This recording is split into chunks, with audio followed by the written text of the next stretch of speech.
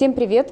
Мы здесь для чего находимся? Для того, чтобы показывать вам простейшие способы нанесения декоративных покрытий. Ну, где-то сложные мы показываем, да, где-то сами первый раз экспериментируем. Но в основном стараемся самые простые способы, те, которые вы сможете сделать либо своими руками, если вы не специалист, либо вы начинающий специалист, и вам будет от чего оттолкнуться. Вот, смотрите, у нас образец, это МДФ. Он у нас местами шпаклеванный, то есть тем самым мы хотим показать, что дефекты или гладкая поверхность где-то, данное покрытие, несмотря на то, что оно достаточно тонкое, оно не будет выявлять, то есть не будет так явно видно. Мы будем использовать краску влагостойкую, яркого цвета, обязательно цвет яркий в данном случае. Какой может быть цвет? Любой, зеленый, красный, желтый, хоть какой, главное, чтобы он был яркий. У нас это коричневый цвет вот такой. И мы просто окрашиваем. То есть стена должна быть без выпавших кусков. Желательно, чтобы она была шпаклеванная. Желательно. Но даже если она у вас не очень такая прямо не супер подготовленная, то это тоже в принципе ничего. На грунтованную поверхность красим. Краска у нас яркая. Что мы создаем краской? Яркий фон стены и дополнительно блокируем впитываемость. Валик у меня сырой достаточно, я его мыла недавно. Поэтому как бы такой, ну, разводы остаются, видно, да? Видно, что он сырой. Ну, не страшно. Покрасим в 2 слоя. И все. Оставим сохнуть. Краска сохнет часа 2-4. А может и сутки. Тоже всяко разное бывает. Бывает, что и сутки. Если у вас опыта мало, то в вашем случае лучше покрасить и оставить до завтра. То есть, если опыта нет, это значит, что вы не чувствуете высыхания, то есть вы не знаете, сухая она или не сухая. Лучше оставить и все, не рисковать. По сырому не делаем. Я даже не 2 слоя, а 1 сейчас укрою и все. Для чего нам нужен яркий цвет? Для того, чтобы последующий слой, тонкий, он у нас будет белый. И для того, чтобы через него просвечивал вот этот яркий цвет. Это вы все увидите. Мне оно кажется интересным, эта идея. Я думаю, что оцените. В промежутке, пока сохнет краска, я покажу, как мы выбираем цвета. Если вам этот образец нравится, например, и вы хотите его заказать, но вам хочется не коричневый цвет, а какой-то другой. У нас очень много цветов. Вот таких вот вееров цветовых, у нас их несколько штук, ну сколько несколько, штук 20 разных. И цветов у нас больше 10 тысяч. Как мы вам помогаем в режиме онлайн выбирать цвета? То есть вот у нас веер. Мы вам выбираем цвет, делаем фото максимально близко, делаем фото его в сравнении с другими цветами. Например, показываем, что вот этот по сравнению с этим он более голубой, а по сравнению с синим он будет, допустим, фиолетовый. Дальше мы делаем не просто фото, а снимаем видео. То есть прямо видео приближаем, вот такой цвет, может быть вам такой цвет, может быть вам такой цвет. Не было еще такого случая, чтобы мы не подобрали цвет. И на нашем пути, мы же в режиме онлайн не так давно, пока еще не было матершинных слов в нашу сторону. Ну, то есть мы справляемся. Поэтому вы можете смело заказывать у нас материалы. Сейчас высохнет и продолжим. После полного высыхания краски мы будем наносить с вами штукатурку венецианскую тонким слоем. Пугаться слова «венецианская штукатурка» не нужно. Это один из самых дешевых материалов, если касается рассчитать на общий объем. То есть за квадратный метр сумма материала венецианской штукатурки, она выходит максимально недорого, потому что у нее тонкие слои нанесения. Даже если она за килограмм или за ведро вам кажется дорогой, то в итоге она недорогая совсем.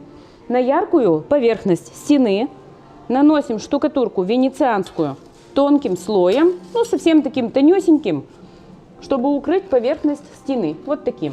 Здесь же мы видим дефекты, которые мы с вами не стали убирать нарочно, и будем смотреть, как на неподготовленной стене смотрится венецианская штукатурка. Видны ли эти дефекты и нужно ли вам их убирать? То есть вы посмотрите и сделаете для себя вывод. Наносим небольшой участок вот таким вот образом. Оп. Оп. И берем гребешок вот такой, 200-рублевый. Можно взять расческу, можно похожее что-то. И просто, даже если у вас здесь вот есть какой-то дефект, вы прям по направлению рисунка можете вот такие вот продиры оставлять. Видно разве дефект? Кому видно? Вот так сделали. Берем следующий участок, наносим и соединяемся, пока сырое. Теперь всем понятно, да, для чего мы создавали яркий фон? Чтобы вот эти продиры вылезли у нас другим цветом. И мы, по сути, сейчас это нанесем. И должны мы получить хороший, красивый результат. Штукатурка наносится тоненьким слоем. Расход у нее здесь грамм 200-300 будет. Излишки, которые на гребешке остаются, вы можете использовать дальше сразу. То есть не ждать, когда вот они здесь у вас сухарями высохнут, а сразу использовать можно. Этот вопрос, кстати, задавали в комментариях и спрашивали, куда нам девать остатки. Остатки используем, не ждем высыхания. Вот так вот мы соединяем пока сыро. Цвет сделали мы с вами однородный, но можно было сделать два цвета разных, ну то есть для интереса. То есть прям вот наносим синий, тут же рядом красный наносим и делаем вот такие вот продиры. Берем снова гребешок, и здесь у нас сырое, и здесь у нас сырое. То есть вот тут сыро и вот тут сыро. Пока материал сырой, мы можем его вот так вот поправлять. Убираем излишки на кельму. А можно рядом водичку держать, если хотите. Так будет удобней. И вот так наносим. Можно в разные стороны.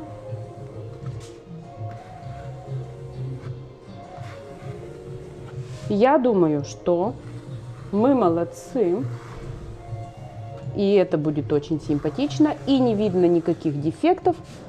Подсушим ее и покажем вам итоговый результат. Вот убрали излишки.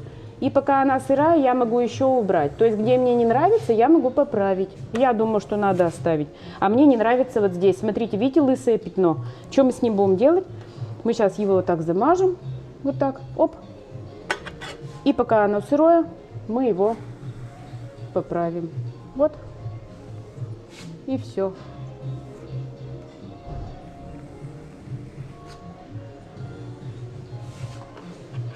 Сейчас высохнет. И посмотрим итоговый результат.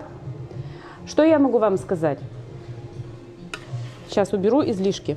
Смотрите, я думаю, что ничего делать уже не надо.